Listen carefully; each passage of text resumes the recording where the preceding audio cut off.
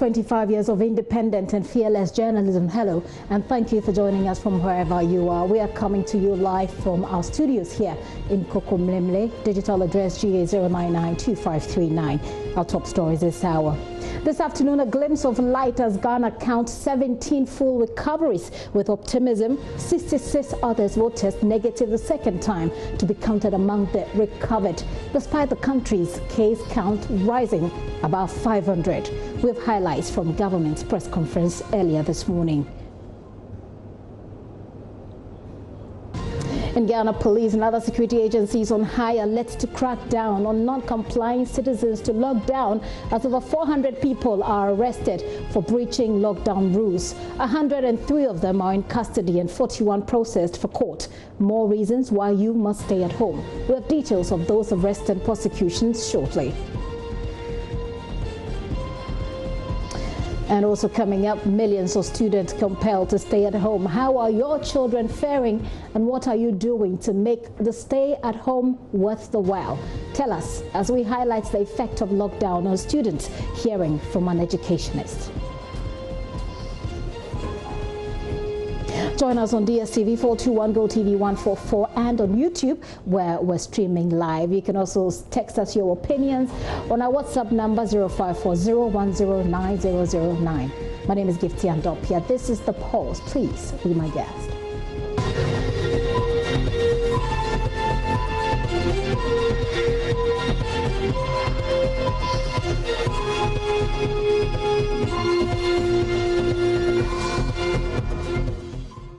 We begin today by focusing on the education sector and what the sort of effects that the lockdown is having there.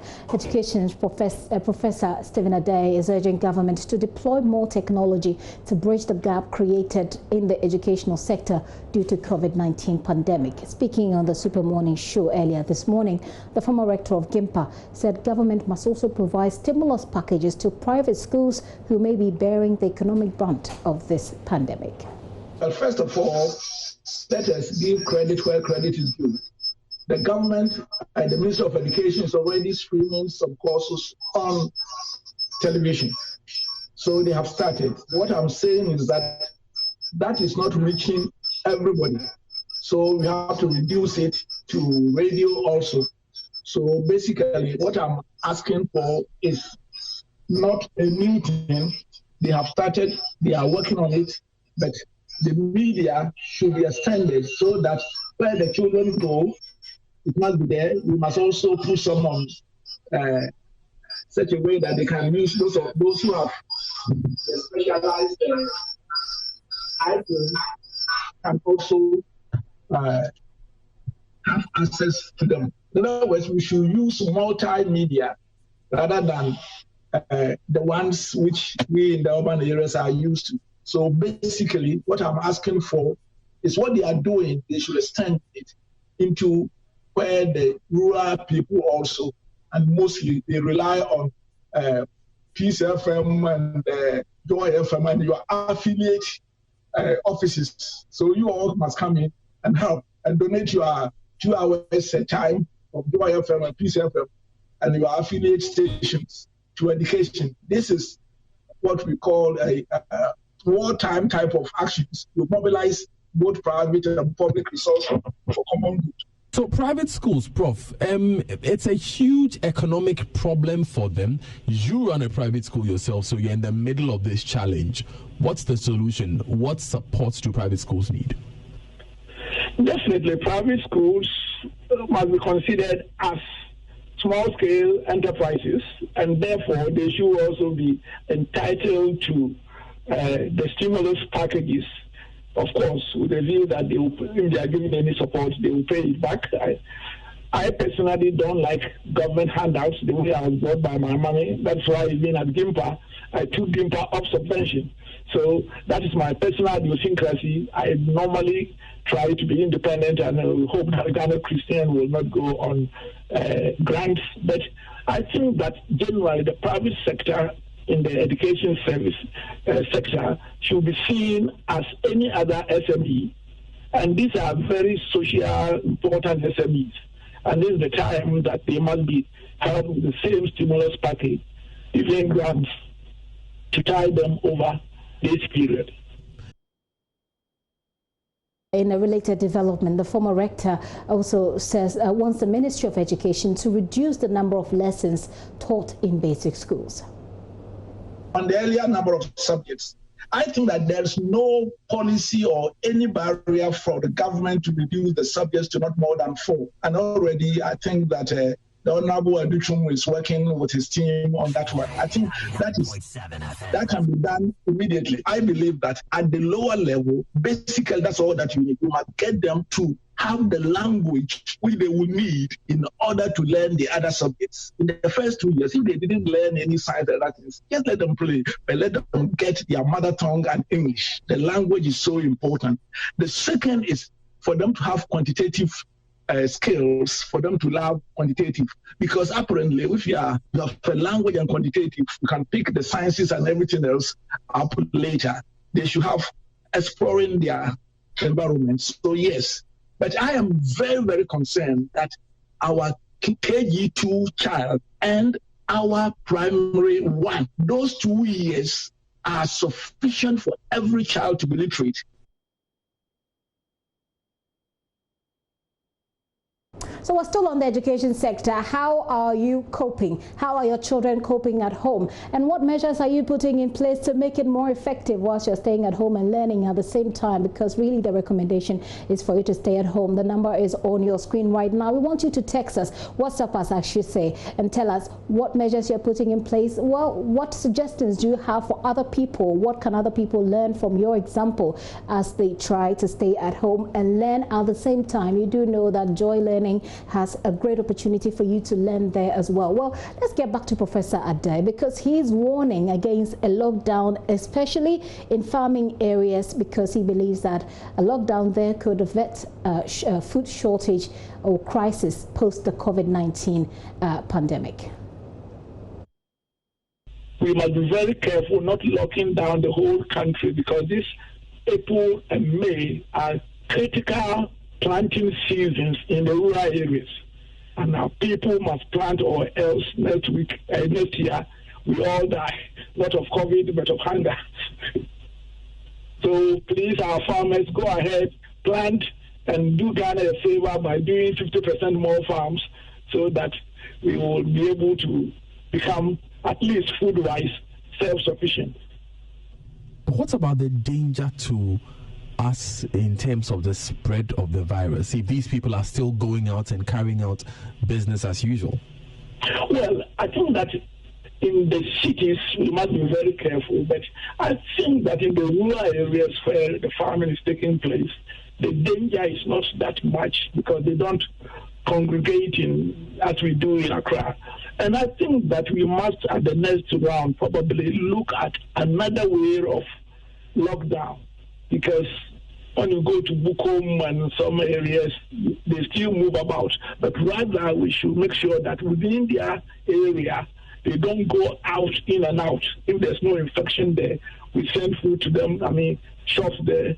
So we have to look at it. It's a very, very serious one. And if we get a community spread in the high density areas, then God help us.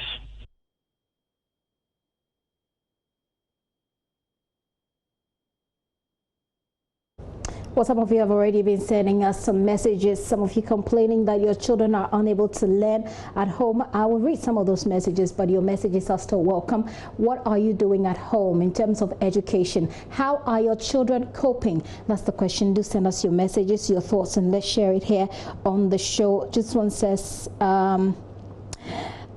good afternoon, Gifty. Some of our children cannot learn because they can't get access to computer. So how are they learning? How can they learn from online? Well, we understand that the Education Ministry is making some provisions for people so that you don't need to spend so much data on the online services. Do check with your area or check with the teachers in your school and let them give you advice as to what to do. We understand it's supposed to be a free online platform for the Ghana Education Service. The Communications Minister did say something like that today. We'll bring you a wrap, by the way, so we make it clearer. And thanks for sending in that message. More of those messages coming here. And this one says, I've heard that there's going to be a lockdown of the whole country on Saturday. We don't know that. We don't have any information on that yet. And when we have that information, we'll share with you so you know. This one says, government should help reduce the cost of data for us to access e-learning platforms. This is coming from Emmanuel from Osenase in the Eastern region. Emmanuel, thank you for sending your message. We'll bring you a wrap from the press conference held earlier today by all the sector ministers, all the relevant ministries, and you'll hear what they're saying, and I'm sure that you certainly have your question answered from there. This one says, all I do is tell my sister to read more. I believe reading is the key. So essentially you're saying that anything you read should work. You should perhaps be a bit more selective in what you read. It's not every material that helps in your mental development, so you may want to be very selective with what you read. This message is coming from Kweku Enim. Kweku, you don't add where you're texting from, but he says, I suggest parents should go through with their kids what they have learned previously. This will equip them with when schools resume. Now, these are comments that you're bringing on the back of the concerns being raised by Professor Ade as to the effect of lockdown on education. So some good suggestions there. People should go through what their children have already learned, but you should also stick to JoyNews, because we have a learning platform, a teaching platform, I should say, especially for senior high school and junior high school students, where you have a great deal of resources there as well. This one says, we're doing WhatsApp learning, but it's not been effective. Our students need computers and internet in their homes to make e-learning possible. It's coming from Hohoi, from Charles Zegla. I hope I got your name right. I'll read more of these messages on education. But right now, let me tell you about the general concern, or the general position of Ghana as far as COVID-19 is concerned. This morning, the Ghana Health Service said it has made giant strides in its efforts geared at combating the fast-spreading COVID-19, as it expects 66 of the nation's 566 cases to fully recover. Now, that will be great news. 17 others were told to have already fully recovered, and they say that they've done they've tested negative twice after their treatment. Now, additional testing centers, the health service says, have been set up across the country. The Ghana Police Service, in the meantime, is also saying that it has made some arrests. 406 persons thwarting government's efforts towards containing the virus. Those are the people who have been arrested. Now, top officials of the Ghana COVID-19 response team have today been addressing a host of issues at the usual, or what has become our new normal, news conferences frequently. There is more in this report by Joseph Akable, who was there for us. Global recoveries from the fast-spreading COVID-19 have so far been slow, despite thousands getting infected daily. Ghana has for weeks recorded just 4 recoveries, with case count at 566. Director General of the Health Service, Dr. Patrick Abuaji, says 17 persons are fully recovered. Currently, we have a definition of recovered as those who are positive and has recorded 2 consecutive negatives. And that's what becomes that you can claim that you are cured. Currently, we have 83 people in that category who have, a significant number have tested the first negative, but we have about 17 who have recorded double negative that are obviously clinically cured, and that's quite good. We also have out of this number, we have about 208 who are well asymptomatic or in a mild condition and being treated at home in isolation centers. Currently, we have only 2 critically ill people in the hospital with 10 deaths. So like I said, we have about 17 who have tested double negative, and so they are completely cured. We will monitor them, obviously. We have 66 of them who have tested the first negative, and we are waiting for the second test. The chances are that they will all be negative again. He also revealed testing centers have been opened, bringing the number to 6. Our current testing sites has been expanded in Noguchi, in Accra, KCCI, and Kumasi.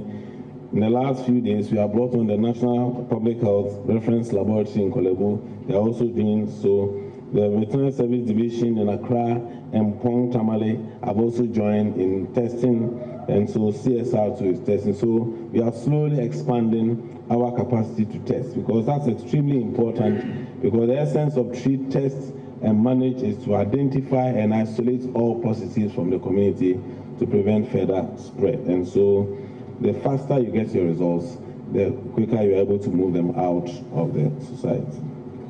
The Ghana Police Service has been at the forefront of enforcing the restrictions imposed on movement and social gatherings.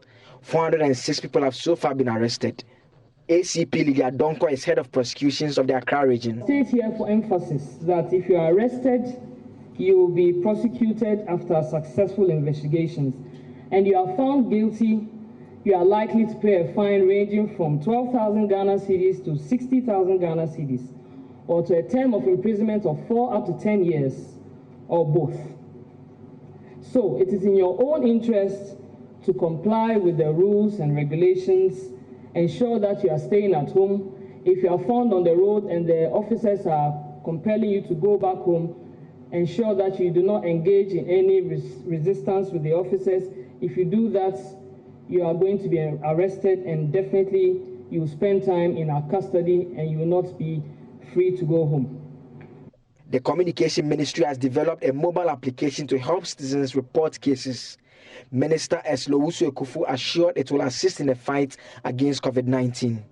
As at this morning, there have been 16,000 downloads already, even though it's just through the web link on Android.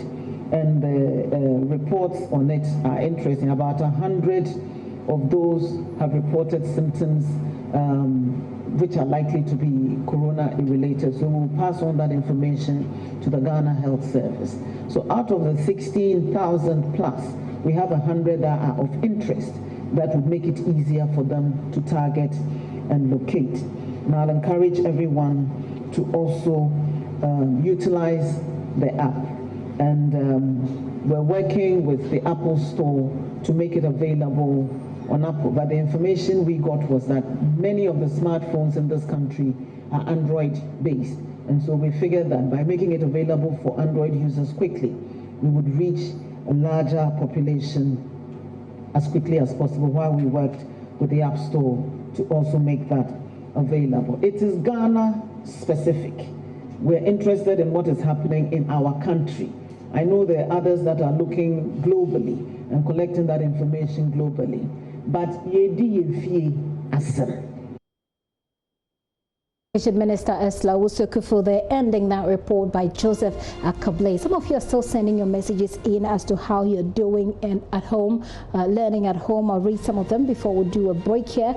This one says, hello, I am Arthur, a pre-second, and the school has already got us a digital class platform.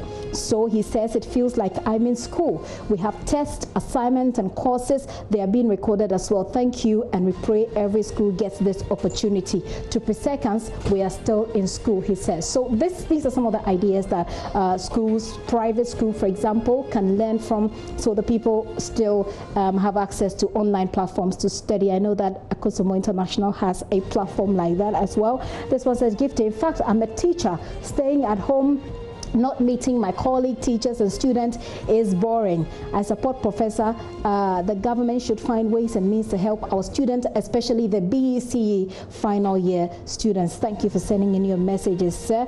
This is Wisdom from Dakuma. This Wisdom says, I have been trying to read my slides, but it has never been easy. Wisdom, you have to psych yourself up, and you really have to be self-disciplined. Nobody can do this for you except you. This one says, Joy Learning is a very good program. I urge all students to take advantage of this, and it is coming from Fiam Nogo in Abo. Thank you for sending in that message. So go on your multi-TV digital TV and access the Joy Learning platform. This one says, I'm Paul, a nurse at Dominancy SDA Hospital, Bekwai District. Please kindly let government come to our aid for PPEs, since there's lack of PPEs to work with. You're talking about the SDA Hospital, Bekwai Akwa district. The government says if you have any of these concerns, do check with your district, the leaders at the district level or the district level authorities. Do that, and let's hear from you again.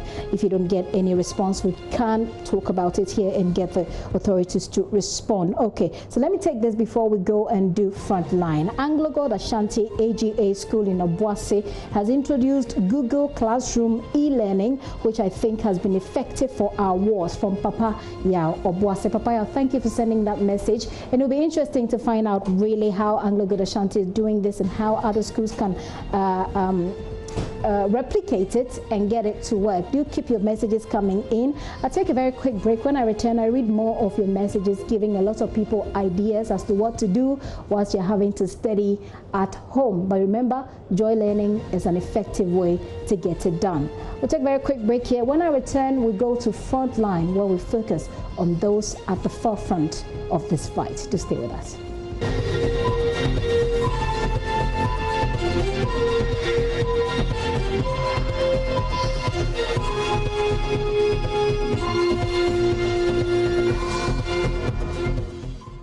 Welcome back, and we'll be doing Frontline shortly, but head of our health desk, Fred Smith, has just joined me in studio, and we'll be talking about the very latest, Fred, as far as our COVID-19 cases are concerned. Well, Gifty, in the last few minutes, there's been an update on the Ghana Health Service website I'd like to give to our viewers. Cases have gone up from 566 to 636. That's the latest. And the update. You can go online or to the Ghana Health Service the COVID page. Website, exactly. Yes. I beg your pardon. And then we can bring it up for our viewers to see. But Fred, you were adding more, 636 right now. Indeed, from 566. And if you check the details, an update on the recoveries has now reflected on the website. 17 persons have recovered. There are 241 who are well or responding to treatment. Only 2 are critically ill, and 8 persons have died. You know, there was some slip during the press conference that 10 had died. The clarification was made there, but now it's reflected on the website. And so if there was anyone who just heard the first and did not hear the clarification, here it is. The confirmation is that the deaths are still 8.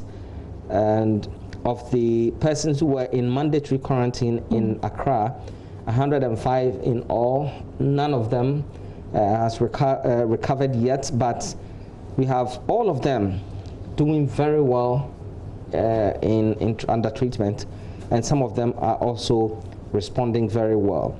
Then you talk about those who are under mandatory quarantine in Tamale. 10 of them. Well, they've always explained and accepted that one of them has left the camp, has escaped, but they continue to put 10 here. The records don't reflect the fact that one person is on the run. Right. So we know it, so we'll say it. So they got 10 confirmed cases in Tamale. One of them has escaped from isolation, and so they have 9 there.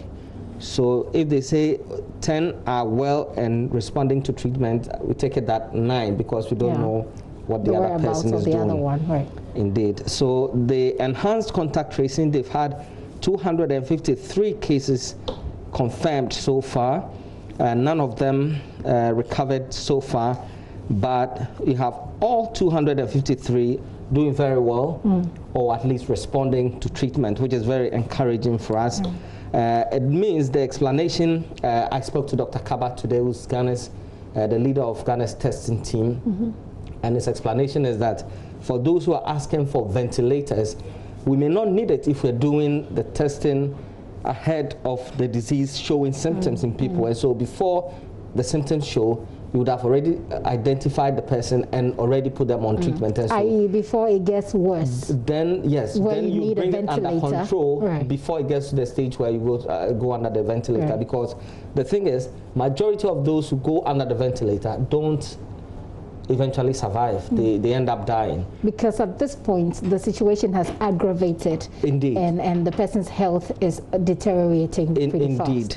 Okay, so it's refreshing to note that a lot of the persons we have here are doing well or responding to treatment. Okay. And the statistics with regards to what percentage is community spread, that has also gone up. It used to be 66.6%. It's gone up to 70%.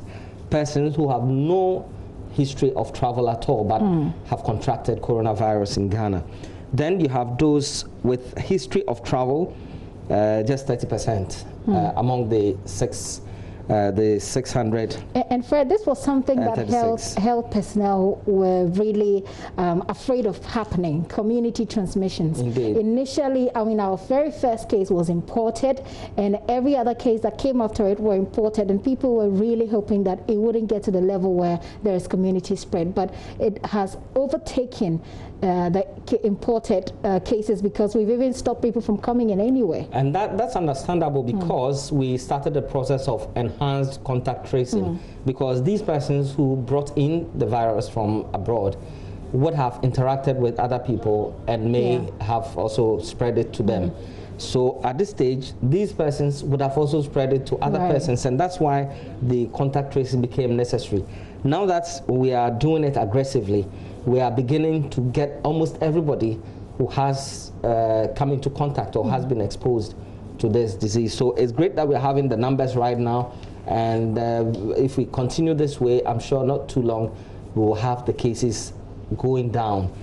And then in terms of the regional breakdown, Accra has now gone to 509. The Eastern region, 41. You remember at the weekend, some more persons were being tested. Their cases stood at, as at yesterday, 32. Now it's gone up to 41. The Volta region still is at 9. The Ashanti region is at 53. It used to be 40 something. Then Central region is still 1. The Western region 1. The Northern region, they put 10 here, but I see 9. Of course, we know. Right. I mean, this is what's put together. Yes, for all the cases here, indeed. The Upper East region 4, that hasn't changed. Northeast is 1, and then the Upper West region 7. That has gone up. It used to be 4. Okay, yeah, well, it used to be 7. So the cases are coming from Eastern, Greater Accra, and Ashanti. All right. Okay. Well, so Fred Smith is head of our health desk, bringing us the latest numbers. The numbers have just changed this afternoon, and so he brought us that update. If you check on the, well, for me is on the right at the moment, but I'm not sure where you see it, but it is on your screen. It's in the corner of your screen. You get to see the figures as they have changed. We were 566 as of today, but right now we've increased the number of COVID-19 cases for Ghana have increased to, or has increased from 566 to 636. 8 people have died so far. 2 persons were told are in critical condition. And Fred, we heard that 2 people are in critical condition. Is this the same number, or are these the same people we've been referring to all along, or have there been any changes? No, there's not been any change so far. The 2 are the ones we've always known to be in critical condition. The fact that they're still under the treatment means that things can get better for them in the course of time. So let's pray. We'll pray with them. Right. And so just so you know, like I said earlier when I started the show, a glimpse of light there. 17 people have fully recovered, and we're told, Fred, that they tested negative consecutively twice. Yeah, the idea behind the double confirmation is to prevent a situation where at the peak of the China crisis, we heard that some people who had recovered had relapsed and were now testing positive. It probably was that the person was not fully cured, and so the first test may have given you wrong results, which is very possible in the science terms. Then the second testing was not done, and so you will not get a confirmation of that. So what we at Ghana is doing is to have you test for the first time. So it means that if you go into isolation today, it will take another 14 days, then a test is done to see what your situation is. Right. Then when that test is done and you test negative, you're on the way to recovery. That's where they'll say you're doing well or doing very well under treatment. Then another 14 days after that, you go for another test, which will show that you are negative. So you must have double negative to be cleared. If on the second test you show positive, then it means that they will bring you back to isolation and continue the treatment, which means that you have another 1 month to do 14 days and have a test, another 14 days and have a test. So in Ghana, you must spend at least a month to be certified as someone who's fully recovered. These are no ordinary times, very difficult process. And that is why you should stay at home, because the more you stay at home, the lesser the chances are that you will get the disease, the lesser the chances are that if you have it, you give it to somebody. Let's stay at home. Let's stay at home. Fred, thank you very much for these updates. Certainly, as and when Fred has anything, he'll bring it to us. He's the head of our health desk who's been following this story from day one, going into all of the corners that there is information to give us. So we certainly will be updated here on The Pulse.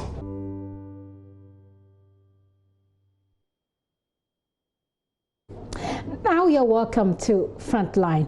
This is a segment that we dedicate entirely to celebrate our frontline workers, health workers, security workers. They are the people who are putting their lives on the line to ensure that you and I are protected. Today, I'll be speaking with Dr. Aramansa Bano-Fojo. She is the National Secretary of the Society of Private Medical and Dental Practitioners, Ghana.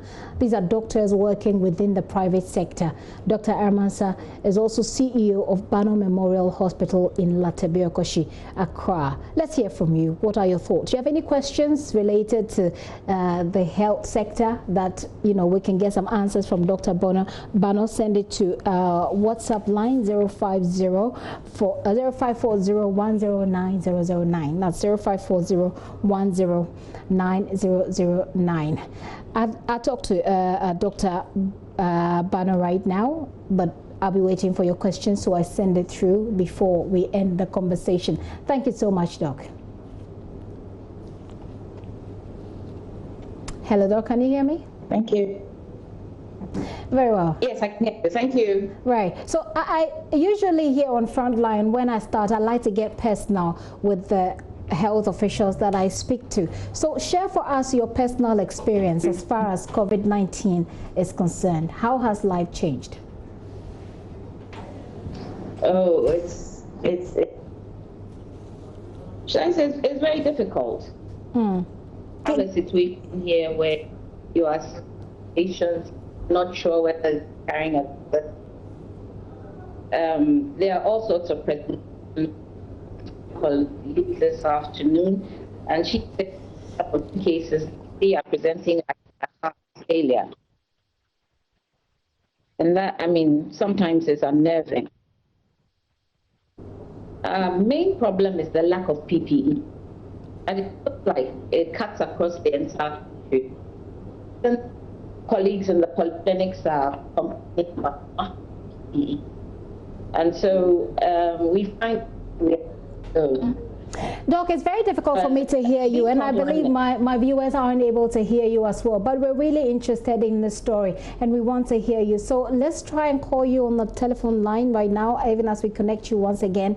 And whilst we connect, Doc, I'm going to read for you some of your messages. We really want to hear that story, and so let's smoothen up the line right there. So some of you are still sending your messages, although some have to do with learning at home. Most of them actually have to do generally with COVID-19 and our efforts in stopping the spread here in Ghana. Let's see what the messages are. Do not call this line. You disrupt the flow of the text of the WhatsApp messages, and I will just share this, whatever it is you send to me, with the rest of the world. This is coming from Cape Coast. He says, this is totally unacceptable. My first time of seeing Ghana posting nurses without allied health professionals. This is very bad, and we call on the President and Minister of Health to address our issue. Our names were forwarded to the Ministry of Finance with the nurses.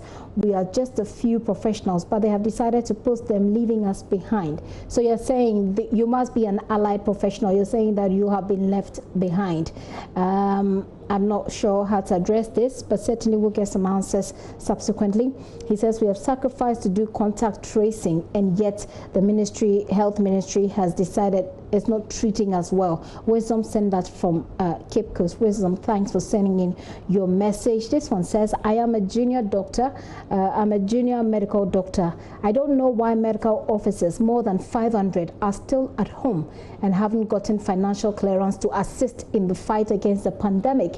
These medical officers are all qualified and currently doing locums at these same health facilities, managing the suspected and confirmed cases. President address consistently skips the financial clearance of these medical officers. So this is an issue. You say you are a junior doctor. You say about 500 of you are still at home. You have not had the financial clearance. We hope that the Ministry of Health is listening, is watching, and they've heard and will certainly follow up. You can send us more details, perhaps your number. We can talk to you, maybe Skype with you, and then we'll be able to amplify that concern and get some responses to it as and when there is. This one says, this morning they told us 566. And this afternoon, 636, yes, because every now and then authorities are monitoring the cases. Authorities are monitoring how it's growing, whether it's going down, and they are doing so they can bring you the updates. So that's the latest updates we're getting right now. You say, do they have the numbers there? Do they have the numbers there and giving it to us small? Anyway, for as much as 17 persons who have recovered, we hope for the best. But Gifty, I'm sure recovered figure 17 of today is authentic. Unlike they came to tell us 31 persons have recovered, bringing the numbers to 33, and later we heard them saying 4. So they clarified, they provided some clarification, and in that clarification they indicated that 33 people had tested negative, but it is possible for them to be reinfected, or it's possible for them to test positive again. So they had to redo the test again, just to be sure, to do the test again, I should say, just to be sure that we're not giving ourselves a false sense of hope as far as the recoveries are concerned. So I hope that answers your question. Someone is asking how many cases are so far at the moment. We just did that 636. 636, that's the latest number there.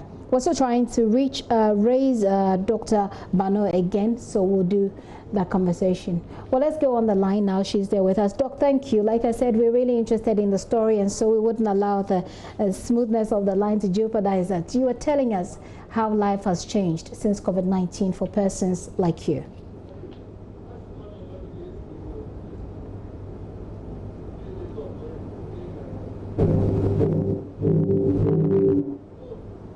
We have patients walking in from all walks of life, right? And you don't know who's walking in. We have a protocol for detecting who is highly likely to be a COVID case and who's not. But we know that some patients are turning up and they are asymptomatic. So that tends to be very, very problematic because you've got to be extremely careful. Yeah. So you've got to take into consideration all your frontliners, your nurses, your lab technicians, even the people who are working within our offices have to be protected. So right now we have a high demand on our PPEs, and we have to have enough water to have people wash their hands as they are entering, for our nurses to wash their hands even more than they were before. We're having to provide sanitizers, so people coming in are using sanitizers. They're using sanitizers as they move around the facility. Everybody is on the alert right now because, as we can see, the numbers are jumping. We've gone from 566 yesterday to 636 infected cases. So, I mean, we can see that there's the beginning of an explosion on hand, and we have to be, gear ourselves for this.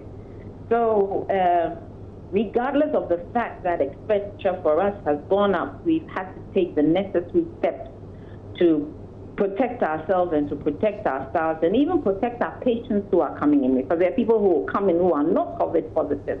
So you've got to make sure that you don't expose them to anyone who's a potential COVID case. So everybody is on the high alert right now. And as usual, we are screaming about PPE.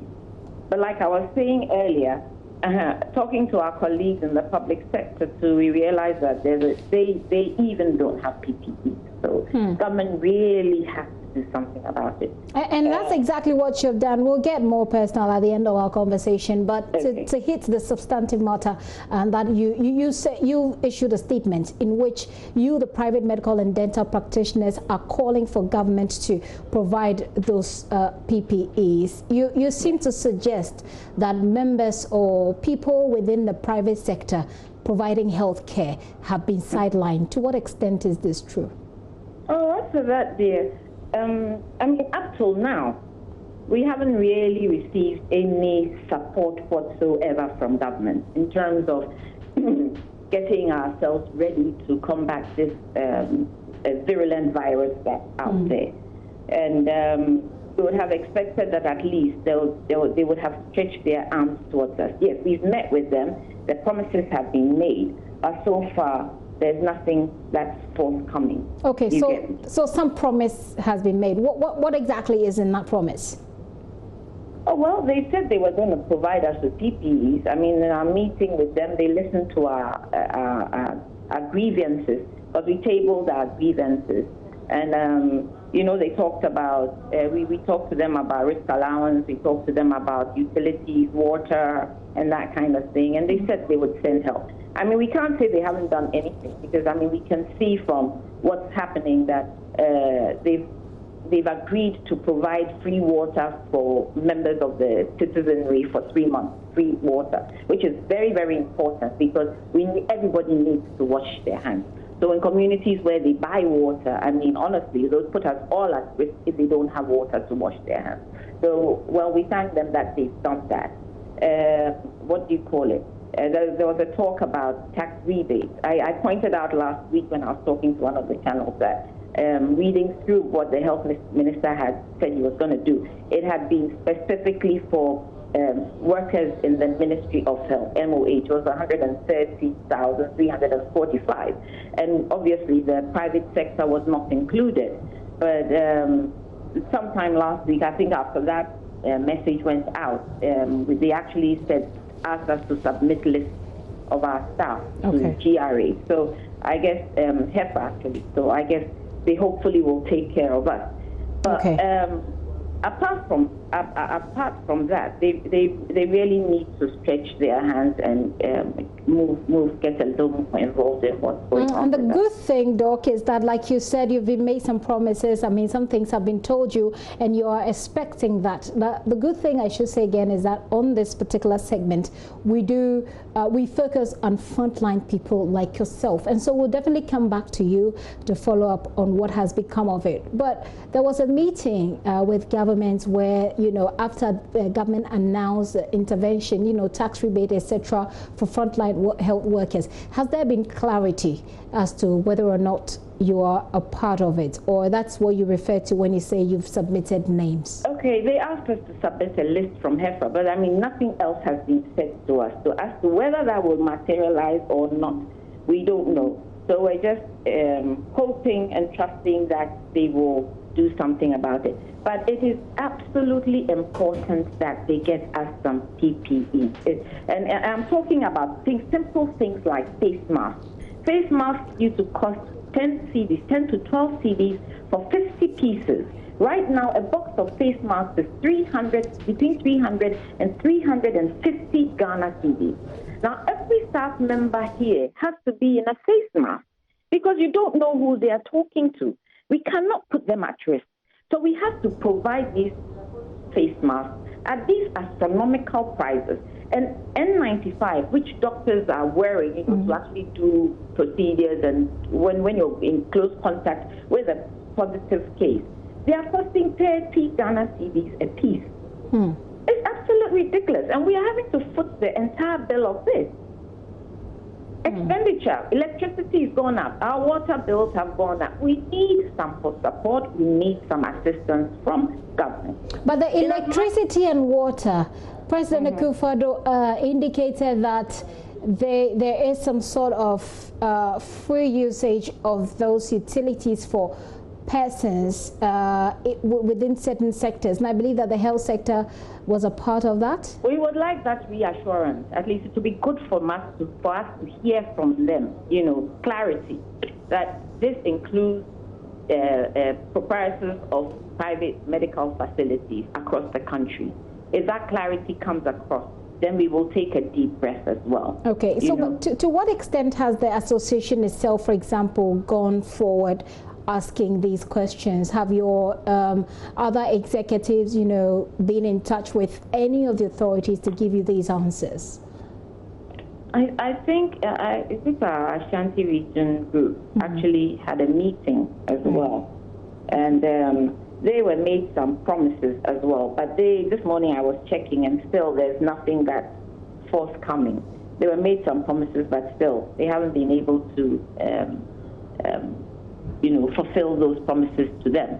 So it's like, yes, the goodwill is there, but the thing is that the reality of the fact is that the patients are beginning to roll in. So it's good to have a promise, but at the end of the day, this is a virulent virus which, if any of us are, careless, we will end up contracting the virus ourselves. And as frontliners, they are coming to us, whether we like it or not. They are coming in day after day. So it's important for us to get the assistance we are requesting for, so that we will live to take care of, the society at large. But if at the end of the day, right at the beginning of this, we contract the virus, who's going to be there to take care of you? As of last week, there were about 14 doctors who were under quarantine. I don't know how many, I haven't checked this week. But already our colleagues are going into quarantine. Last week we lost an eminent doctor, professor of medicine. And I mean, it's scaring everybody. The junior colleagues are scared. I mean, you're on the platform, and from their comments, you can see that slowly they, even as health personnel, are beginning to get scared. When you have the PPEs and you have the right things to combat the problem, then at least you are confident when you are facing a patient. But if you know that, talking to this person or examining this person, I could contract this virus and put my own life at risk, honestly, it's a bit difficult. I mean, I think the government should please help us. The cry has, we've sent letters around, and we're still waiting. We're still waiting to help. Right. And so far, you find that companies are donating PPE to government. They are not giving it. Initially, I asked for a letter to take to USAID, but I found out that USAID donated. A colleague told me, a friend, my daughter's friend was there, so I was told that they had PPE. But by the time it got to them, they had donated to government. Okay. So the donations are going to government, and you're not going to government. You're not getting the PPEs, right? It needs to filter down to us. Okay. This is certainly not the last time we'll be talking about this. We'll keep drumming this matter until the right authorities hear and respond. But we'll certainly also be trying working the lines with the health ministry to find out what answers we can get from there, as your members also, go all the way out to get those answers also from the authorities. But I indicated I will wrap up this conversation with get more personal. I spoke to a nurse. Our head of health desk spoke to a nurse who said, when you get home, the first thing you do is to leave, say, your shoes outside, and try as much as possible not to get close to your family, your spouse, your children. You want to take a shower before you do all of that. Do you want to share your own personal story since COVID-19? Hello, Doug. I said that's absolutely necessary, because you don't want to carry infections from the workplace. So what do you do? I'm just trying to get very personal so people can feel the reason why they need to stay at home so that we all are protected. What's your personal story? Okay, so when I get home, I change my shoes. Okay. So like she's saying, the shoes I'm using within the hospital don't enter my house. Right. And I have a Veronica bucket outside. So as soon as I get out of the car, I'm washing my hands.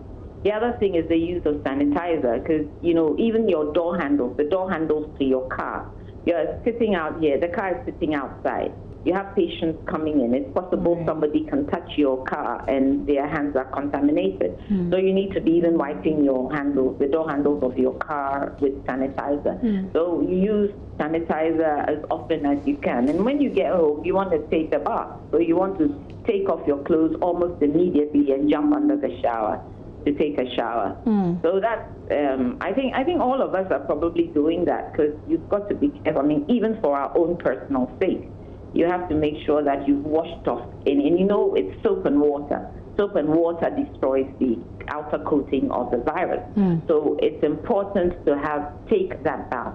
It's important. And then the other thing that some of us forget is we wear jewelry. You know, so you've got to also be careful about the jewelry. I tend to, you know, sometimes I lapse on that. So, but you see, the thing about this is, even for us professionals, with all the knowledge that we have, they're talking about social distancing. It's not easy to social distance. Yeah. You know, so there are times that you find yourself and you're talking to another colleague and maybe you shake hands and you realize, oh, no, I'm not supposed to be doing that. Then you stretch for the sanitizer. So if even with us, the people with all the knowledge, we find ourselves making slips and making mistakes, then you understand why government is asking people to stay at home. Yeah. Because you can decide that, look, I'm going out and I will social distance, but some way, somehow, you will slip. And God save you if whoever you are talking to has COVID. Sometimes we look at the people who've gone to the beach. There was something on social media with people on the beach yesterday. I almost had a heart attack. And then look at the market. People are still going to the market. I think that we should make it mandatory for people to wear masks. Reason being that, you know, I talked to somebody, a literate person in Fete yesterday, and he was telling me that, oh, he's around the beach, so he doesn't believe that he can catch COVID. I was so shocked. I just said to him that, look, don't be silly. Don't be silly. I went into Choco. I have an elderly patient. He's about 92. And in Choco, he's an opinion leader of the Ghana. So I went there to see him. And he has all these people coming into his house. So I told him that, look, you can't entertain anybody in your house anymore. And there was a Ghana leader there. And I was explaining to him about COVID and how it is a droplet infection and how they can contract it. And he sat there and he looked at me and says, oh, we can't get it. We are immune to COVID. And I thought, oh, my God, if you people... The opinion leaders, they are. Yes. Don't believe that if you can contract it, then what are we doing? Yeah, so I can get the frustration in your voice, but don't get a heart attack, Kate. We need people like you to take care of us at the moment, and we also want to be there to take care of you. If we make it mandatory for people to wear masks, they will ask, why are we wearing masks? Education needs to go out there. People need to understand what we are talking. They haven't got it. They haven't understood what we are talking about. And I will beg government to use the machinery in place to spread it to the least in society, that, you know, this thing is real.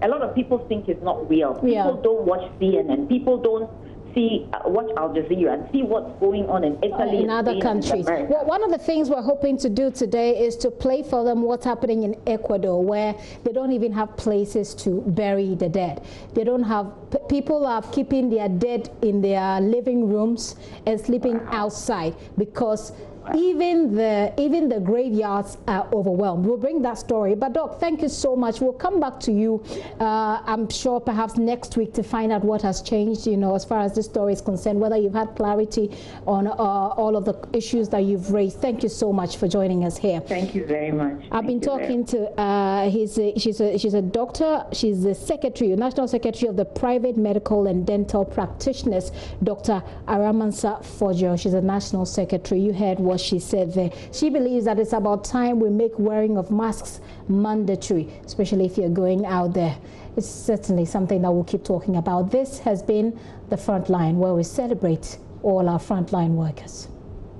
Let's cross over to Nigeria. We'll get some updates there. Kayla Megwa is our usual crossover partner. She's with our partners, Channels TV in Nigeria. Kayla, it's good to have you.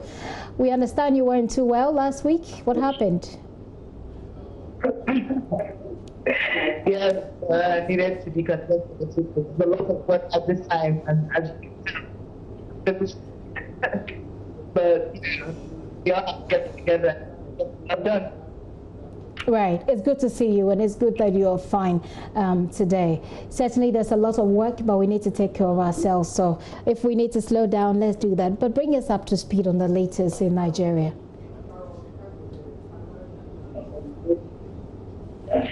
Yeah, the numbers keep rising in Nigeria, which is a bit of a problem. You know, one of the fears in having not reach our climax within the time of the, you know, a sort of peak, and then that's a good down. I don't think we have. So what is that they've extended the lockdown by 15 days. You know, it's still been to a lot of voice experience that this is on right now. So people to be able to some of these. Last there were 340 people late in the center.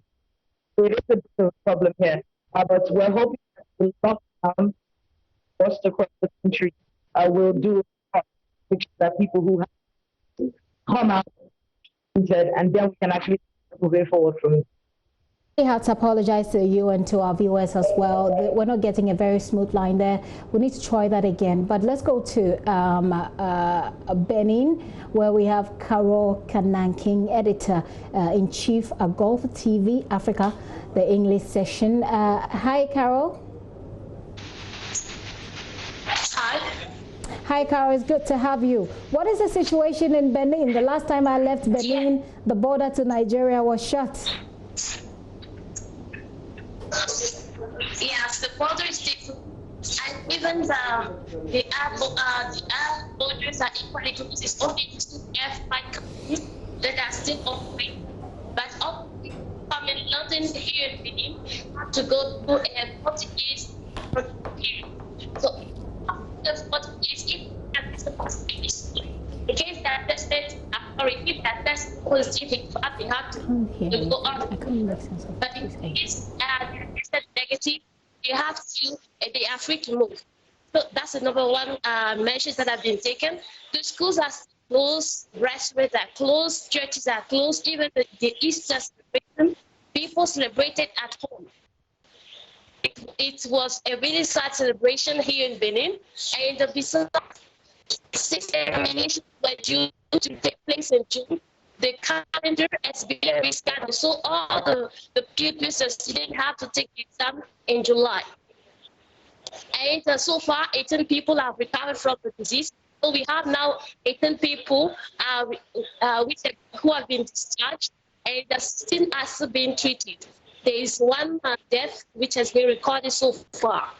People are seeing it as a glimmer of hope that maybe Benin is able to cure more people compared to other countries. So because we only have 35 cases, positive, tested positive, and now that 18 people have been treated, have been cured, there's a glimmer of hope that maybe even if the situation becomes worse here in Benin, they'll be able to cure more people. Time goes by. So this is the good news this afternoon that we just got 18 people cured. Besides, the government are receiving donations. there's an account which has been set up so that people, individuals, private companies, they are giving money, they are giving out money to the government to help it and to fight against the COVID-19. So far, more than 270 million have been collected from the donation that people are making.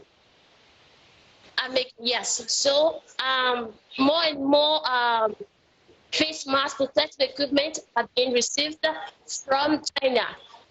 On April 10, received 5 million masks, ventilators, respirators, and so many equipment. So the government is kind of bracing up, waiting.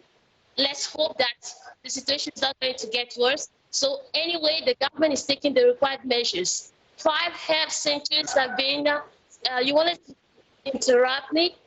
Or do I? That's okay. That's okay. Wrap up for me there, Carol. Okay.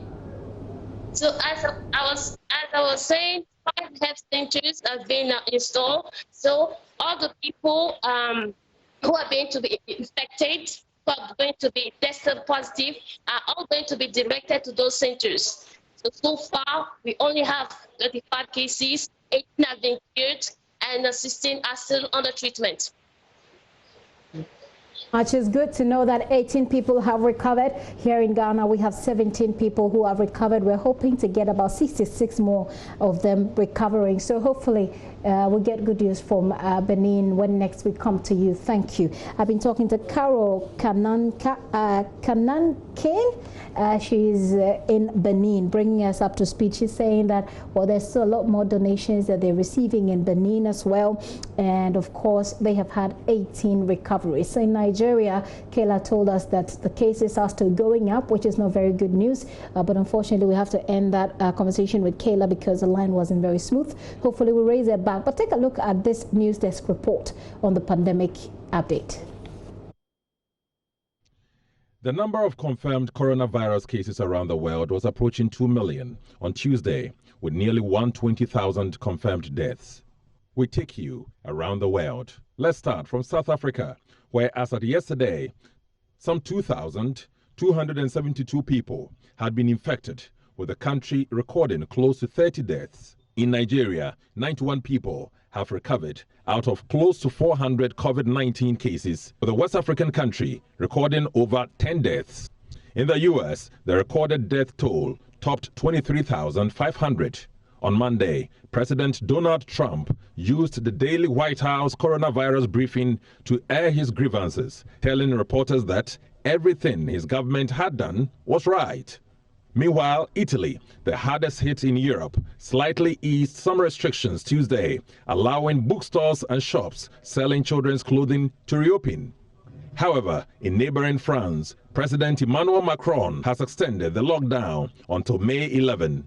Spain has since yesterday relaxed the lockdown as its daily coronavirus deaths fall to 517. Also in India, where the world's largest lockdown is underway until May 3, about 1.3 billion people have been asked to stay home, excluding essential workers, as the number of coronavirus cases crossed 10,000 despite a 3-week shutdown. While in China, Chinese health officials reported Tuesday 89 new confirmed cases of the coronavirus. Out of this, 86 were imported. That's a wrap of what's happening around the world, well put together by Fifi Kumsin there.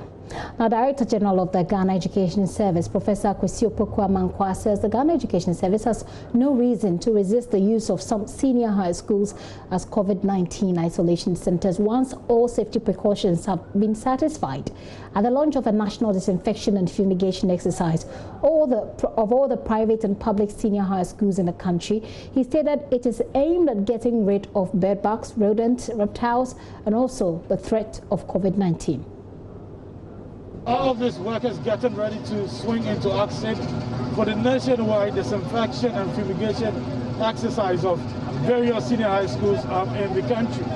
Well, Professor Opoku-Amankwa, who is the Director General of the Ghana Education Service, says this has become necessary to rid of bed bugs and also insulate the schools against the threats of COVID-19. This specific one, we are taking the opportunity to first do fumigation of the schools. The COVID-19 disinfection, as I indicated and the minister equally indicated, is the second phase of what we'll be doing. Now, what happens is that the students are not in school yet.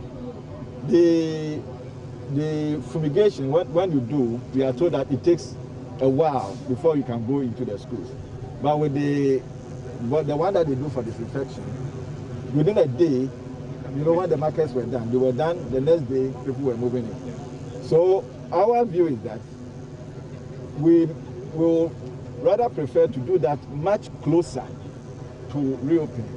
So if everything goes down, then we say that next month we are reopening. We know that at least we have some 4 weeks to go. So what we will then plan is that we'll work with them, and then within that 4 weeks, we go and do that. As far as when to reopen the schools, it's for us. It's not in our hands now, and we just buy our time and then hope that these things will go within the shortest possible time. We need to also know that the COVID is not a national issue. It's a global issue. So even when we are ready, others might not be ready, and it may not be prudent for us to go ahead. But we are just hoping that within the shortest possible time, we'll get over this. He says GS has given its blessings for its facilities to be used as isolation centers, but he maintains that the proper channel needs to be followed. But this is a national issue. It is a national issue. The facility is a national facility. What we have said is that if it is going to be used, all the necessary precautions have to be taken. So, I mean, we have not asked that period, what do you call it, where teachers live is where these things could be done. There are classrooms out there which are not closer to teachers. There are dormitories which are not closer to teachers. Within the same compound, as we've been told, the virus travels within a very short period. And then again, when we are going to quarantine them, I'm not sure whilst on holidays now, teachers go around looking at the classrooms. They don't. You know, they are not supposed to do that. So I'm not sure the people who want to use there because they want a challenge for people. Nobody will do that. All the precautions will be taken, and they will be assured. There's a whole team that works on it, psychologists, everything, and then they will be assured that the right things are done. Once it is done, I think that should be okay. Education Minister Macho Boku Prempeh has also been speaking. We do know that bed bugs is not the only problem in our schools. We have bed bugs eating up students while they sleep and study. We have rodents and reptiles threatening students as they move about on campus. And we have COVID-19 lurking and waiting to pounce if we lose our guard. Interestingly, these three situations, or these three pests, or dangers, whether to do with reptiles, which I'm scared of, COVID-19, which frightens me, we need different chemicals to deal with them. It is not one chemical for all of the three I've said. But before the students go to school, we should understand that some of our schools are being used as hold-up bays for some people who are recovering or with coronavirus, or some people as temporary shelter. And before students get back into school, we have to ensure that we spray all those institutions against possible coronavirus. That would come. What we are here today is to launch our bedbug infestations fumigation program. This, like we've been told, will cover both public and private institutions in the second cycle space, and it will cover both day and boarding institutions in the second cycle space. I am Emma Chamwachi. I work with Zoomlion Ghana Limited as the Communications and Corporate Affairs Director. This exercise is assigned to us by Ghana Education Service, and we are mandated to spray all the senior high schools the technical schools, as well as the GES special schools, all within 3 weeks. So we came here this morning to launch the exercise, and there's a company called Vetopest Ghana Limited. That company is a subsidiary of the Just One group of companies, and Vetopest Ghana Limited is in charge, or the lead of this project. And Vetopest is partnering companies like Desert Lion, Modapest, J.A. Baini, Aslot Ghana to do this project throughout the nation. We have a gang of about 5,000, as you can see them pass in my rear, 5,000 throughout all the districts in Ghana. So when we say Jack, for example, having come here, we do this school once, and then we are on the go to another school. So I believe that within the 3 weeks, we are sure to be done with the exercise. Maxwell Agbagba filed that report. Now, the Public Health Emergency Management Committee, tasked to fight the COVID-19 virus, has procured 26 gun thermometers for 8 health centers and other screening posts in the Jasikan district. Last week, JoyNews report indicated that out of the 21 health centers in the district, 15 of them did not have the gun thermometers for screening. This, the District Health Director of Health, Isaac Annobel, said was impeding their fight against the viral disease. The committee has also procured 1,000 pieces of locally made nose masks for distribution to frontline workers and other essential service providers. Peter Seno is our correspondent for the OT region. He reports. It's going to help us very well in our districts because we are tracing contacts who are coming from outside the districts. And for that reason, we needed some of the gunshots. But God being so good, He has given us some. So we thank Him very much. And it's going to help us, the front lines here in the districts. We thank the DC so much for the privilege. And as a liberties, we still need more to continue the job that we are doing. Yes, it will help us to do more contact tracing. Right, we were expecting this team for quite long, and this is why we will just be a distance and do the temperature checking, and this will also help us to, to get to what we need as a country. Those were deaths of gratitude and appreciation expressed by some frontline health workers in the Jasikan district.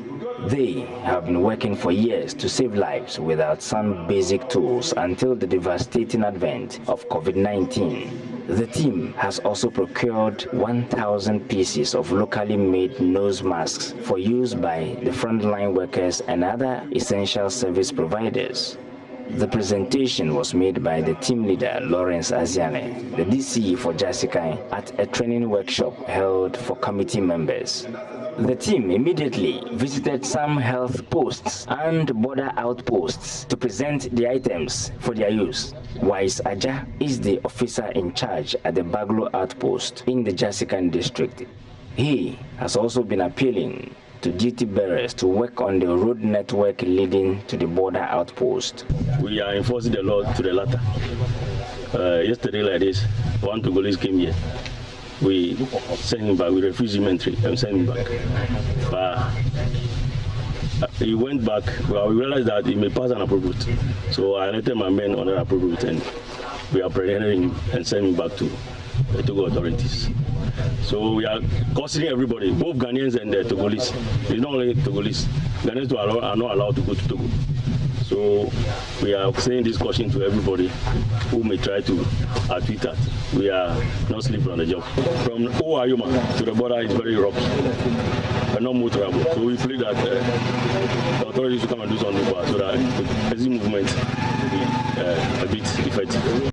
The District Health Director, Isaac Annobel, is also appealing for community support to help the fight against COVID-19 in the district. I would say now we are fully equipped to undertake screening exercise all across the districts. Of course, before that, we were still doing it through verbal conversation and others.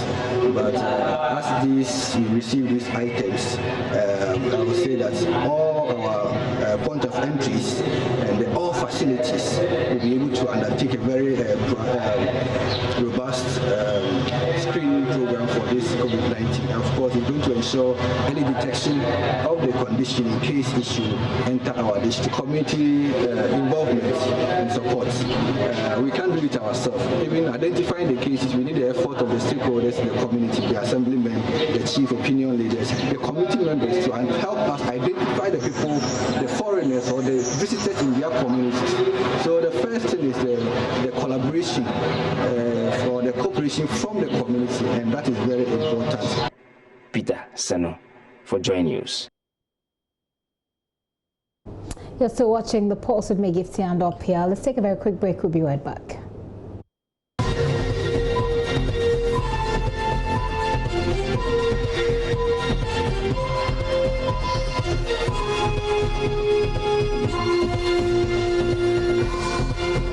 Welcome back and many thanks for staying with us. Now, customers of the coalition or members of the coalition of aggrieved customers of the collapsed 53 fund management companies say the economic situation, especially during this lockdown period, has worsened as they are unable to go out to fend for themselves and no longer have any savings to rely on. In a press release by the members of the group, are calling for an emergency fund to settle customers of those 53 defunct fund management companies. Let's get on phone to speak to General Secretary of the group, Joseph Aite. Ms. Aite, good afternoon. Afternoon, madam. Good afternoon to your listeners. Very well. And your viewers. What you paint to us, can you paint to us what exactly the situation of your members is at this moment? Okay, thank you very much. The situation of our members and some of us, I can say, is very, very terrible. Okay. We find ourselves in very, very terrible situation at the moment. And the reason why I'm saying that is because you realize that majority of us who invested with some of these fund management companies are either pensioners or vulnerables that you can find in our society. Some of us are disabled, some are widows, okay, who are currently living on very, very difficult, under very difficult circumstances. So that is what we are talking about. And you could realize that, I mean, due to the current lockdown situation within Accra and Kumasi, it has actually come to even worsen our already deplorable situation that we've already found ourselves. So what you're asking in your press release is for government to set up an emergency fund. Exactly how do you envision that to look like? Okay, we accent this particular relief package from government because you realize that most of us, okay, because of the health-related conditions that we find ourselves, because we have a situation where majority of our members are already aged, and because of the aging conditions, there are many health-related problems we are dealing with. I mean, people are diabetic, hypertensive. All that we are asking from government is that we are unable to foot our medical bills. We are unable to buy medication to be able to sort out pressing needs. As I speak to you, a lot of our members are bedridden as we talk now. For the past 2 weeks that we've been under this lockdown, majority of these people have been bedridden. They cannot even move. And I believe that people are dying silently in their rooms as we talk now.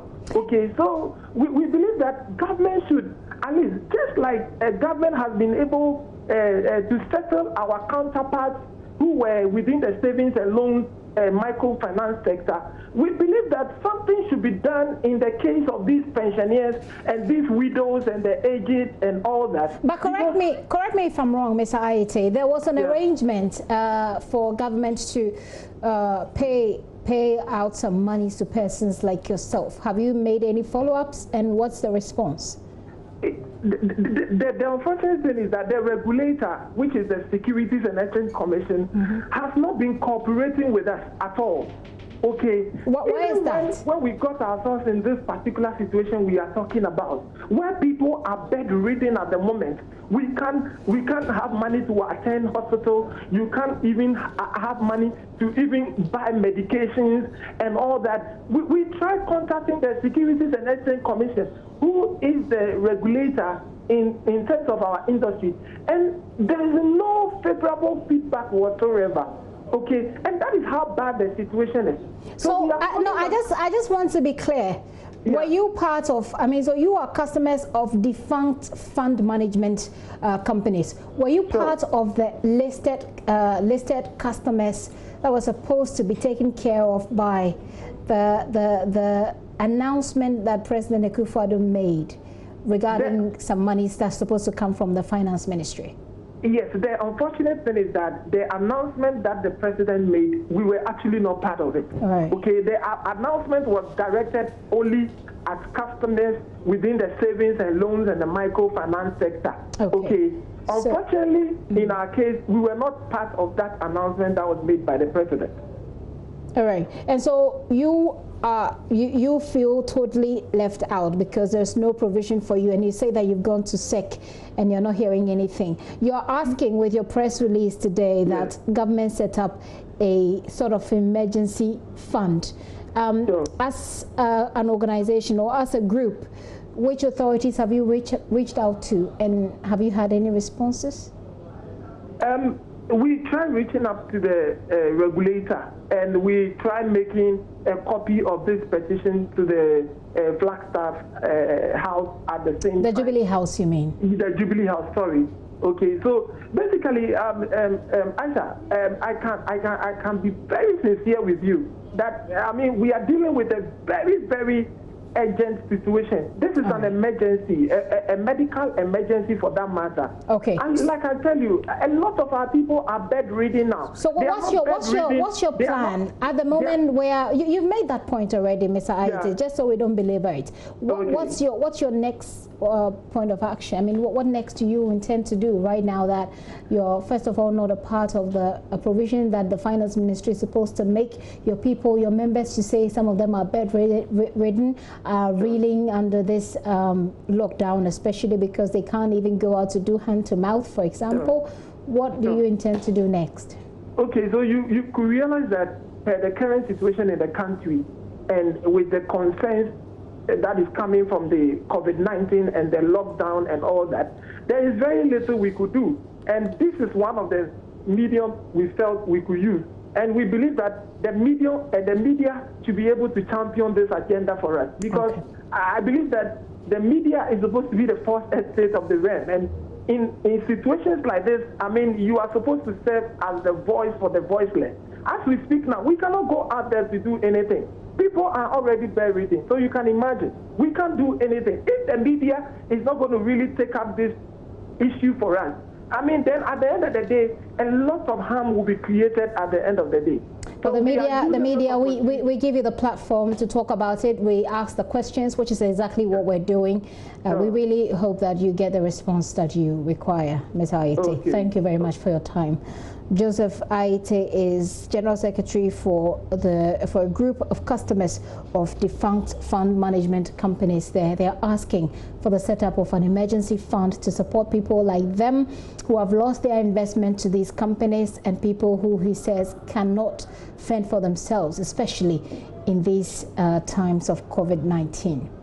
Now, since President Akufo-Addo's announcement that government would absorb the water bills for Ghanaians for over the next 3 months, there have been questions about how others without tap water in their homes can benefit from that relief.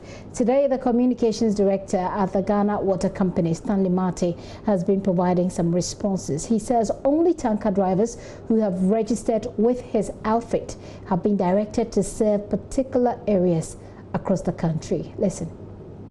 For vendors who are on our commercial category, which is 612, we have asked them to re-register with our districts. We'll put them on different categories so that they can distribute the water for free. Now, we have also mobilized some government tankers, including tankers from NADMO, National Security, and government agencies that have tankers, and some private tankers to also do the distribution on our behalf. But it isn't every private tanker. So if you call any private tanker at all to serve you water, fine. The private tanker will get the water for free from Ghana Water, but we do not have control over the depreciation of his vehicle, the fuel that he buys, his profit that he makes, and all that. We do not have control over that one. So the water component of his cost will be for free, but we don't have control over that one. And that is for private tankers who haven't had any interaction with us. But those who have that mandate from us are supposed to serve specific areas per our directions, per our directive. Okay, so what we are doing is we are mounting tankers in some of the deprived communities, and then the private tankers will serve these poly tanks, and then people can go there to fetch for free. If you call a private tanker to come and serve you in your home, down you have to pay for his depreciation. I mean, everything with the exception of the cost component of the water component of his cost. Stanley Mate also adds that landlords who sell water to neighbors or their communities must re-register with the Ghana Water Company Limited to be able to serve water for free and receive compensation from the Ghana Water Company later. If you are selling the water to, let's say, the community members, the water in this state as we pump through our system, then you have to come to a Ghana Water Company Limited. We re-register you, put you on a different category, then you can serve the community members for free. Now, if you're a landlord if you're a landlord, you are supposed to allow your tenants to fetch the water for free. If you're a landlord and you sell the water to your neighbors and other members of the community, you are supposed to re-register with us. We'll put you in a different category so that you can serve everybody for free, and then we'll pay you some compensation. Okay. Now, if you have been disconnected prior to the president's directive, and if that's your situation, you are entitled to the free water, but then you have to pay your arrears, and then we'll have you reconnected, and then you can enjoy the water for free. Okay. If you are not in a position to pay everything now, we'll request that you pay a percentage of the arrears, and then have a renegotiation for you to pay your bills in installments. Let us use this period of free water to make arrangements so that we can pay our arrears whilst we enjoy the free water. Now, lockdown security protocol seems to have been remedied, refusal to use footbridges on the Adenta-Medina highway. The JoyNews team discovered that 97% of the residents allowed in town are now using the facility without question or hesitation. The few individuals caught doing otherwise were forced to undergo exercise drills as punishment. PSC Nanaya Safo was there. He brings you the following report.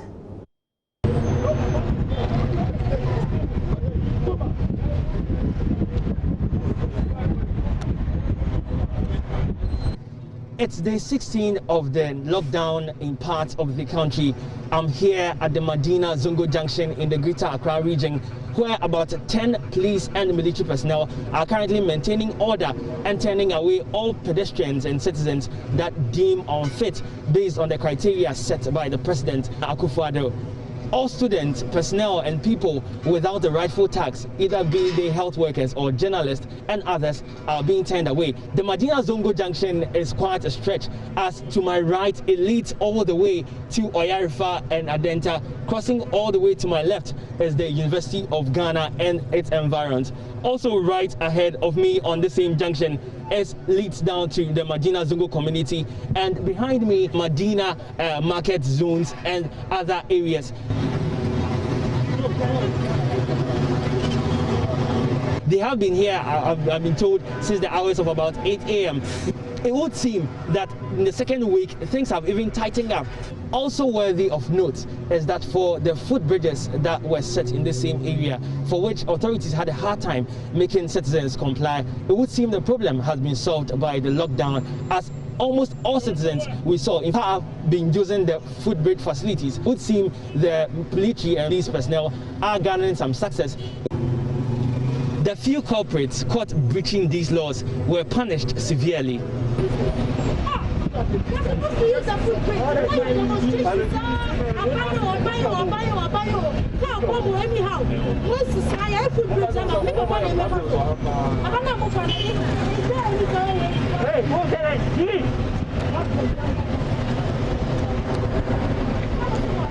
As a gentleman behind me currently is doing, most of them have been required as a punishment measure to pass their legs across the crash barriers for several times, putting their legs in and putting their legs out of the crash barrier space within the roads for a certain period of time. The gentleman behind me currently has done so for about 15 minutes continuously, while the soldiers watch and hope that the pain will serve lessons and a deterrent to such people to use the footbridge provided by government. What is your say? Sami. Sami day. Sami. Sami day. Sami Jibodi. Sami Jibodi. Now, Sami didn't tell you oh, now you come Madina. You have to idea of Madina. And I must see my pavement into. And I must see police in this soldier and this Mijona and watching me in Bay 3. The next time, yes, I do. Maybe name say and farm, yes, I do. Who named that's a footbridge and also name. My name is a bridge or semi far bridge to bar. My mistake, me, yes, I do. Now, oh, about 10 minutes. Me, yes, I do. Me, the Panama patch, me, name say Panama patch, maybe I know back a Panama patch. Come go to Tom Kuni, and I never be a crab or any other. Okay, so Sami is Sami Jibodi is a resident here. He says he was crossing the roads to go get pepper in order to cook some food. He has apologized. He said he wasn't planning on breaching the rules, and that from now onwards he will do his best to be a good citizen and use the footbridge. My name is Kokwamankwa. Kokwamankwa, why are you here today? I went to buy food. You went to buy food? Yeah. Okay, so why were you exercising? We saw you just exercising, put your legs up and down. No, I was passing the road and he told me, say, make I go past the overhead. You're passing the road? Yeah. But why didn't you use the footbridge? The footbridge? Yes, why the footbridge, the overhead? Why didn't you use it? No, I don't know. Yeah, I just crossed it. I was coming and some guy called me and said, make I go buy something, give him food, give him. The time I buy, give him and I see a traffic catch and I want to pass and he said, make I. I'm saying, you know the overhead is for such purposes. So why didn't you use the overhead? Why did you have to cross here to go to the guy? Oh, the time I go there, I mean, I don't know. You didn't know you were supposed to use the footbridge? I know it's there, but by the time I won't go by and it be here where they sell the food. But there's a park across the footbridge, isn't there? So that's why he called me, you know, that's why I talk, I'm saying. So how are you feeling after the exercise today? Oh, the exercise, you know, it was so... I don't know, it was so bad. Have you learned your lesson? Yeah, I learned a lesson, seriously. When I come, my leg hits the distance. Yeah. Next time, I won't do that again. Is it a bus?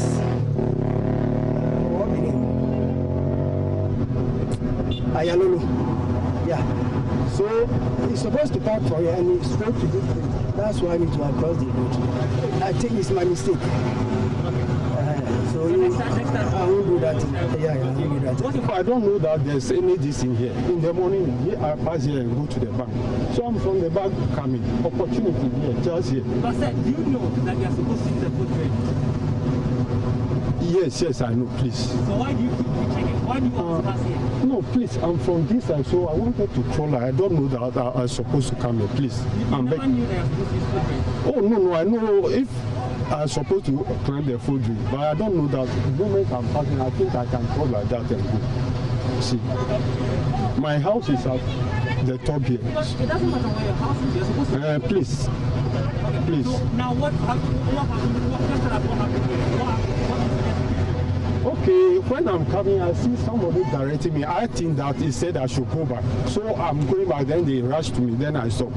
So I'm very sorry. Please. This is my ID card. I'm a chairman of this.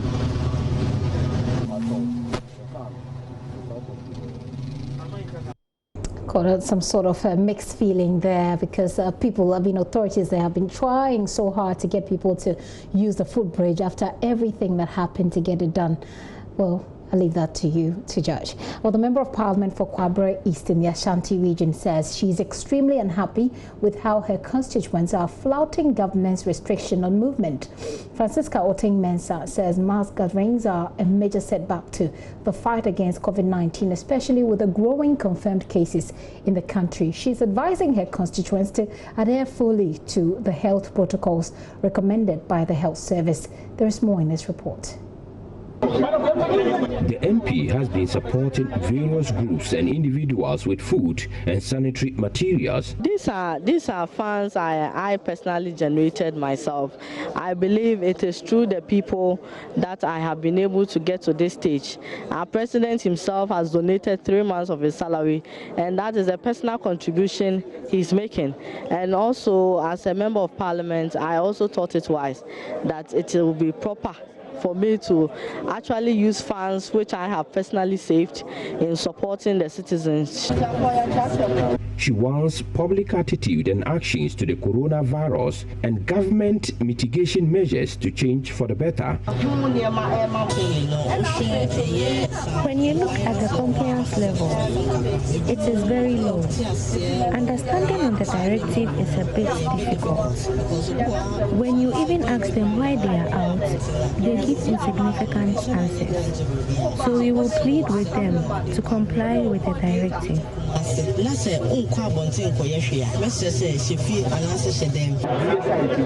An estimated 5,000 people are expected to receive packages including rice, cooking oil, hand sanitizers as the country continues to battle the virus. This is not the first of Municipal Chief Executive of Kwabre East, Nana Osei Asibi Bonsu, expresses gratitude supplies to all the facilities within the municipality. And here again this afternoon is presenting all these items to the communities. In fact, I'm very grateful to her, and on behalf of the whole people of Kwabre, I say a big thank you to my member of parliament. We'll make sure that it will go down to the beneficiaries. A report by Mahmoud Mohammed Nuruddin.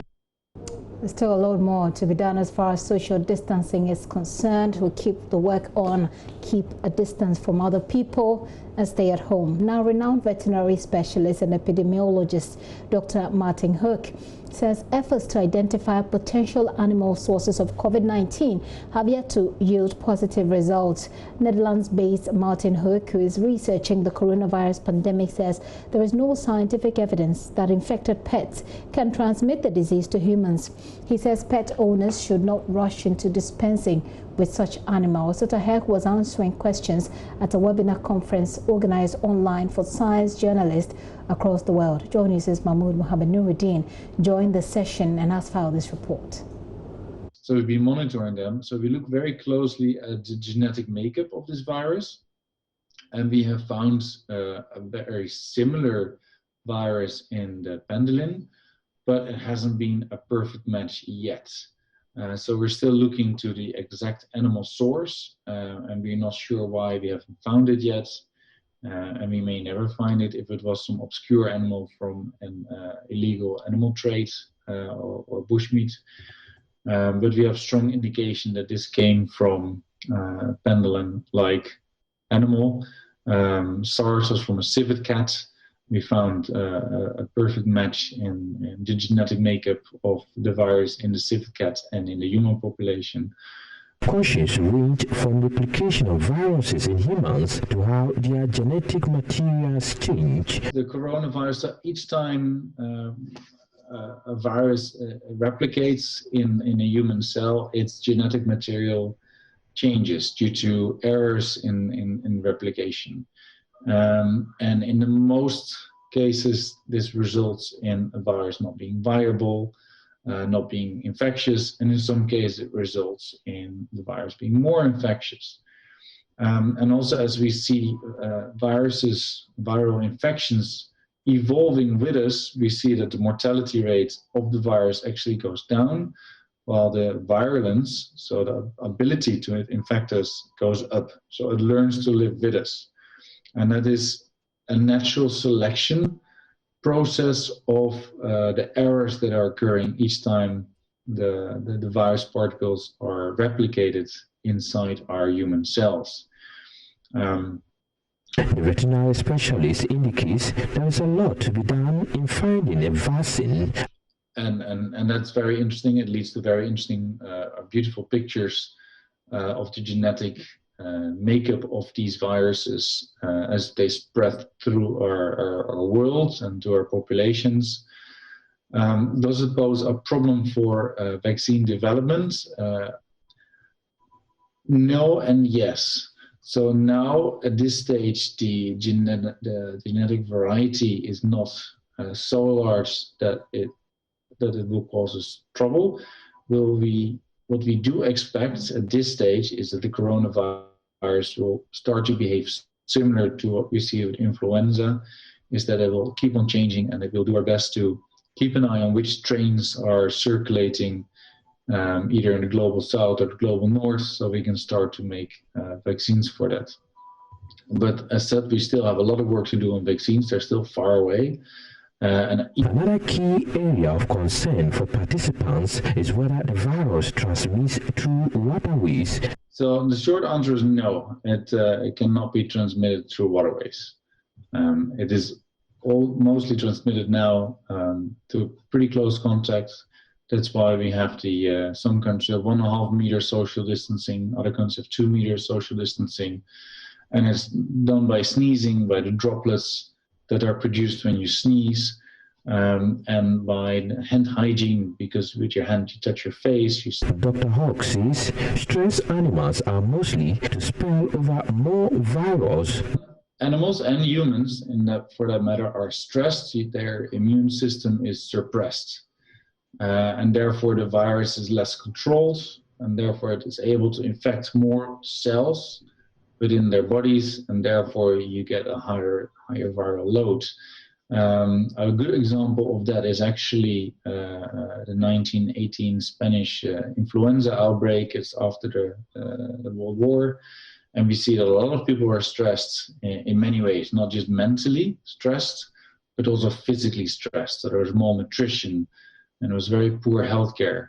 And all these stress factors result in suboptimal functioning of your immune system, and therefore a virus can do its thing for longer than before it's controlled, if at all, by the body, and therefore spread more easily as well. So yes, stress is an important change, let's say, in helping to spread diseases. Dr. Hawk also spoke about BAS, a report by Mahmoud Mohammed Nuruddin. Now, sister station Joy Prime has donated bags of rice to the people within the Kokomlimle environs to meet the increasing demand from the needy for food aid amid the coronavirus pandemic. The channel did the donations through a door-to-door delivery with some on-air personalities. There's more in this report. The channel manager of Joy Prime, Pakwisi Akom, said the gesture was to offer some relief to some deprived people who live close to the operational areas of the multimedia group. It's very simple, it's clear. First of all, CSR is something that multimedia group takes very serious. And over the years, the multimedia group has been actually doing donations around the Kokomlimle environs and even beyond. Now in these times, you cannot avoid that kind of gestures, and therefore this special day, as part of Joy Prime trying to reach out to people, giving people content to consume, we think that is just fair that at this point we show that gesture. So we are very happy to be part of this, and we will encourage all our viewers out there, if you have something to donate, go ahead and donate. But there are people who work, but unfortunately within these times they cannot go to work, and so they must be supported. And that's the reason why we are going around certain houses around here to make sure that they also get something.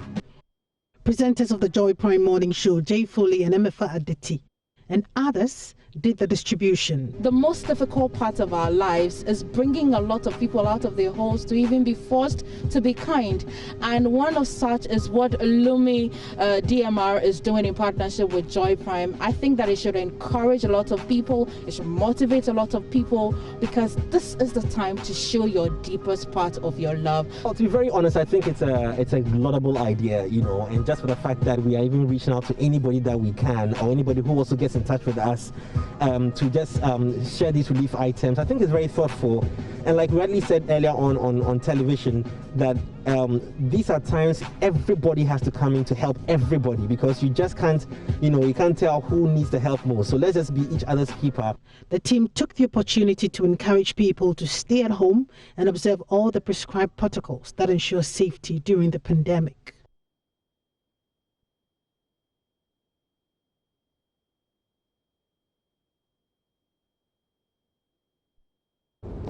And you should stay at home. If you can't stay at home, you really don't need to look so far to see the reasons why you should. Get online, take a look at how Ecuador, for example, is dealing with this situation. Their cemeteries are flooded with dead bodies. Stay at home. And if you want to give, do give. My name is Gifty Andopia. It's a pleasure coming your way always. Do log on to myjoyonline.com where there is more information and our stories. You can scroll all the way down on that page. Our YouTube link is there, and you can follow our programs from here on the JoyNews channel. Many thanks for your time. My name is Gifty Andopia. Business Live is next.